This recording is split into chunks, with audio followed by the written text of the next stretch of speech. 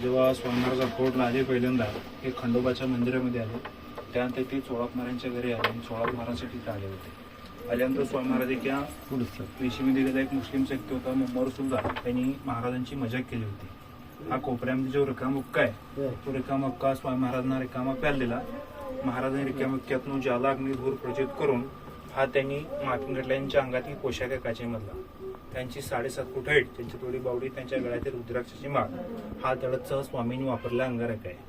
पूर्वी कसं गाडीवर काय नसायचं, महाराज मेहनत रक्तचंदन खडाव पादुक्यात चालायची, त्यावेळेच्या ताटातील रक्तचंदन खडावत स्वामींनी वापरले. कोयता, कुऱ्हाड, दंड, छत, चौरी, त्रिशूल हे त्यांचा मुकुट, हे सर्व त्यांनी त्यावेळेस कोकणाच्या डोंगरी शास्त्रात त्यांचा एक वीरभद्र अवतार दाखवला होता. त्यावेळेस सर्व त्यांनी हाताळे बसलोय. आणि प्रथम भारतात एक लंडनची कोड्या कंपनी आली, महाराजांचा न सांगता चोरून फोटो काढला. पहिल्यांदा निघाले माकडांचे फोटो. जेव्हा स्वामी महाराजांनी आदेश दिला काढ फोटो, तेव्हा त्यांचे आले जे ब्लॅक नाईट फोटो आहेत.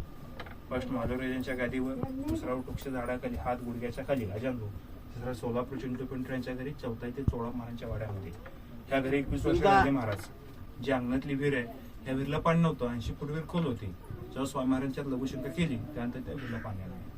नाशिकचं कुशावर्त तीर्थ म्हणतात. देवळाची गला होता तो वाडा होता, महाराजांनी तो वाडा पाडून तिथे 1868 साली ती स्वामींनी चोळाप महाराजांच्या घरी समाधी घेतलेली. देवळाची गेली ती स्वामींची समाधी, अशी समाधी सकाळी 7 ते 10:30 दरम्यान शिवड येते. त्यानंतर समाधीला वस्त्राण केलं जातं. नागाच्या 3 मूर्त्या, शिवलिंग, खंडोबा, माळसाहेब आणि गणपती, त्यांच्या हाताने स्थापना केल्यात स्वामींनी. या समाधीला आता 149 वर्ष होतात, वाड्याला 168 वर्ष होतात. जे आता जे गुरुजी आले होते ते चोळाप महाराजांची 5वी पिढी.